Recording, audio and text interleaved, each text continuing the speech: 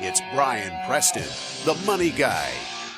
All right, so number one was you're only living for the future. That's one sign. The second sign was that your relationships are struggling. Here's a third sign that perhaps you're saving too much for retirement and you should reevaluate. And it's that the lines between needs and wants become blurred and you have difficulty defining those two camps. Yeah, I mean, in traditional America, where we're not good at saving money, it's not uncommon that you'll see people, they don't save and invest because they're wasting their money on having the nicest iPhone. They're wasting their money by buying the fanciest car that they can afford the car payment, not thinking about there's a balance sheet component, meaning the debt and the depreciation that's going on with that vehicle.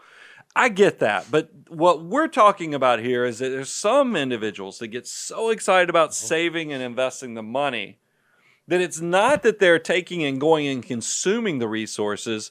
It's that they're avoiding things that as you go through life, you need to be checking the box on to make sure that you're safe, healthy, and things are going well in all aspects of your life. That whole 360 view gets excluded by certain individuals. And Bo, give them some examples of what we're talking about. Yeah, like I see this all the time, especially with folks in the messy middle, right? Because they're so focused on building, so focused on saving. I'm like, oh, great. Hey, do you have any life insurance? I'm like, oh, life insurance? I'm not going to die. I'm in my 30s. Why would I spend that money when I go invest? I'm like, no, that's something you need to have. Or I say, hey, congratulations on the new baby. Have y'all had a conversation about like getting your estate documents done?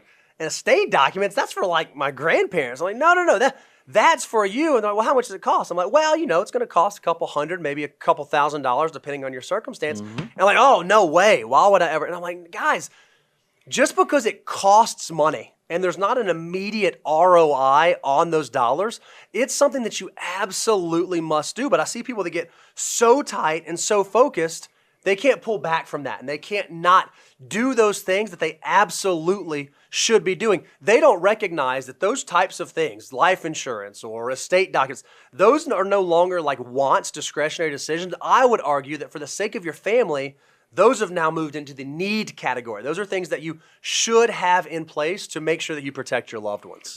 You talked about life insurance. You talked about estate documents. You need those things. I'll say it's also about like health insurance. Oh yeah, Fortunately, we are large enough. We have health insurance here at the firm. But I have had, and I've seen cases where people who are so excited to be funding their Roth IRA, but to the detriment of having health insurance, any type of health insurance, that scares me because I'm like, man, because when I talk about the financial order of operations, one of the reasons I tell you need to have an emergency reserves for step 4 or deductibles covered in step 1 is you're trying to keep your financial life out of the ditch. Yep. You're trying to make sure a thing that was unaccounted for, or an accident or something breaks down, doesn't put you in a situation that you have to make tragic, horrible, desperate decisions. I worry about that for people who are thinking, hey, I'll save by not having any health insurance. I'm in my 20s and 30s. What do I need health insurance for? And then that being the thing that derails your financial life. It gets scary to me. I'm going to give another sort of personal experience share here. I don't know why I'm so self-deprecating today, but you'll like this one, Brian. I figured out a hack when I was a young man before I got married, is that Publix used to sell buy one, get one boxes of cereal, right? So every Sunday night, before the week started, I would go to Publix. I'd go buy like 16 boxes of cereal, right? I'd only pay for 8 of them. Is it really 16 boxes? There was like 16 What boxes. is the most boxes of cereal you think you bought at one time? It had to be somewhere in the high teens to 20. Yeah, because I just load up and put them so what I would do is I would eat that for every meal. I'd have breakfast and at night, and I was like, this is incredible. I'm grocery shopping for like $20 a month, right, or whatever the number was. Well, then we got married, and I was like, sweetheart, have I got a deal for you? Look, I figured out how we can save so much money. And she said, hey, you realize like just because you're buying like Honey Nut Cheerios and the commercial says that it's like a heart healthy thing, that's probably not healthy. That's probably not good for like your long term. And I was like, oh yeah, you know what? Maybe that's right. At that stage in life, it was no longer, it now became a need that, hey, maybe I should start focusing on eating a little bit healthier and not just focusing on consuming whatever the cheapest food I could put into my body. I think that's something that matters and something that, again, you have to kind of assess, am I making a long-term bad decision for a short-term savings win. Or Yeah, I savings mean, because benefit. your case was cereal. I know people, and look, I've been guilty of this too. The dollar menu at fast food yeah. restaurants. Yep. Yes, that's cheap. You couldn't go make food for yourself for $2 but that's not healthy in the long term, and it will catch up with you. That's what I think. Once anybody who kind of realizes they want to focus on their health, they want to focus on the long term with what they put in their body, because it is important. You find out eating healthy is expensive. And that's why, so make sure you understand what the cost of doing things appropriately is a need more than an excess thing, just so you can make sure you max out your Roth. That's something to pay attention. And then I'll kind of close it out with something that always surprises me is people who are willing to, now look, if you repair cars on the weekend and you're great and and if a car breaks down on the side of the road on your way to work, you just whip out a thumbtack or a paper clip and you go and repair it all together right there. More power to you. But I think there's a lot of folks out there who, you're not as handy. I'm one of them. I'll raise my hand, but I've got to have a vehicle to get me to work every day. Yep. Don't put your job in jeopardy. Don't put your spouse and the children in a car that's not safe to drive across state lines just so you can save a few bucks. Look, cars are horrible to your financial life, but there is a balance between jalopy that's going to break down and potentially cost me my job and saving for the future safely with a car that gets me to work every day. Think about those things. And I would argue that as you age and as your life circumstances change, the difference in needs and wants change. I would argue that once you have a family, the type of vehicle you drive and the reliability of the vehicle and the safety of the vehicle becomes much more of a need than perhaps it was when you were in your early 20s. You have to make sure you do a self-assessment, because sometimes your needs have to mature just like you have to mature. Well, I don't want to, this is going to go beyond needs. This is more of the cynical view of once you reach a level of success. I think we talk about this for retirees all the time. It is hard to go from saver, builder of wealth to now consumer of wealth. And look, being a financial advisor, coming from a public accounting background, I'm always amazed at how many people who create legacy wealth and still live a very miserly life, even into retirement. And I always try to give them a little perspective, because look, there's a balance here. Once again, everything is about the balance. But I have seen experiences where you see the family that created a business, created multi-generational wealth, and they're still living so tight. Meanwhile, the kids and grandkids are sitting in first class. They got no problem. And this is y'all know the stats. I give it all the time. To have a stat like first generation wealth, meaning having $1 million or greater, typically 80% are first generation creating that. The only way you can have that stat is that by second generation, 70% have squandered it. By third generation, that number is 90%, meaning we've replenished, we've gone ahead and pushed us through. So question yourself, once you've reached a level of success that you're no longer stressing the system, because ask yourself, should I do this? Because your kids will have no problem spending your money. I've had clients come to me where they have a farm or they have land and maybe they have geese or other things, and they're like, yeah, I mean, my leg's starting to hurt. And I'm like, maybe I should buy a gator, but I just don't want to spend the money. I'm like, go buy the gator. Go buy the tractor. Go buy what makes your life easier, because your kids will have no problem spending that money. Your grandkids won't. You might as well figure out what's the balance, what's the utility of making sure what you've created is actually getting used appropriately. All right, Brian. So one of the things that we always say on the show, one of the things we always talk about is that when it comes to saving, when it comes to building, when it comes to how much you should do, our goal for you is always to save 25%. And a lot of people ask us, hey, how'd you guys come up with that? Why is that a thing you said? So we want to answer the question, why do we suggest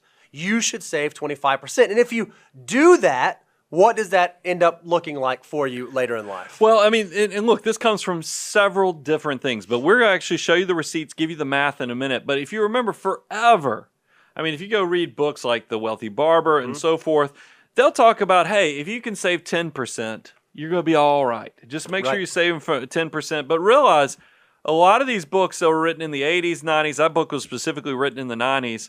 Back then, pensions were a little more Common. Everything. right. I mean, you had a lot of companies that had pensions, Social Security, the safety net was much more stable. So it was one of those things. Probably if you were saving 10%, it's because your employer plus you were taking some out of your paycheck, going into a pension, you were going to be fine. We all know that stuff's not around anymore. Now we have more of Roth IRAs, 401ks, 403bs. The responsibility falls on your shoulder. So instead of saving 10% is enough, you've got to think about what can I save that actually carries the full weight to make sure I'm okay. And the more money you make, the more responsibility falls on you. So we know it's greater than 10%. We decided, let's figure out if there's a mathematical way to figure out, since we know it's going to fall on our shoulders, with how much people should be saving. So let's look at the numbers, right? So here's sort of the math behind the 25%. And here's what we assumed. And we did this with very conservative assumptions. We said, let's assume that on your investment assets, you can have a 6% annual rate of return. Really, really conservative rate of return.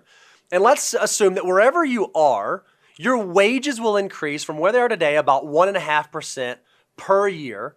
And when you retire at age 65, your goal is to replace 80% of your pre-retirement income. So I'm going to walk that through again. You make X dollars today, and X dollars are going to grow by a 1.5% every year until you get to retirement. And then when you retire, what you want to accomplish is you want to be able to replace 80% of your pre-retirement income. So income goes up, you want to replace 80% of that. Well, here's what we found.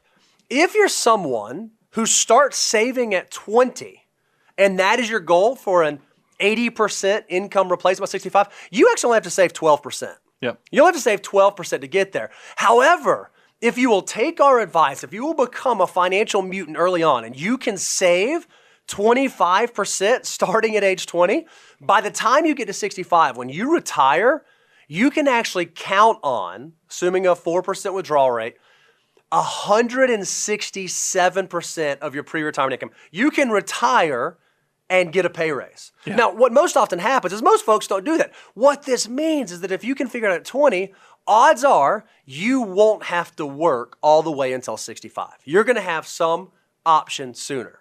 So then if we say, okay, well, what happens if the number is 25? If you're starting at 0 at 25, now instead of only having to save 12%, you got to save 15% for an 80% replacement ratio. But again, if you can save that 25% starting at 25 all the way till 65, you'd be able to replace 131% of your pre-retirement income. At 30, and this is what I think happens for the average person, they don't take it incredibly serious in their 20s and then their 30s happen. At 30, if all your goal is to replace 80% of your pre-retirement income, you have to be saving 20%. You don't have a lot of wiggle, a lot of margin. But if you can save 25%, there's a chance that when you retire at 65, your retirement income will match what your pre-retirement income was. You can replace 100% of it. If you wait till 35, you got to save 26% over the 25% number to replace 80. If all you save is 25%, you're going to be right there at that 80%. And then if you wait till 40 to figure this out, you got to make up for lost time. That's when you have to say, okay, you know what? Maybe I wasn't doing it, but now I got to get serious. That's where my savings rate does have to get really, really aggressive. That if I want to replace 80% of my pre-retirement income and I'm starting at 0 at 40, I got to have a 34% savings rate. Mm-hmm. And look, you can see if you only save 25%, it only gets you close to 60% of your living expenses. And here's the thing, guys. I know most people in their 20s, you're fighting for every dollar. And it's easy to have that envy monster, that green with envy, where you look at people who are older, who have more, and you're like, man, I don't make enough. I don't have enough going on to get it. This is why I love showing data like this, is because I get it. We all, when we're in our early 20s, don't have a lot of money, but look at how powerful every dollar in your army of dollar bills is.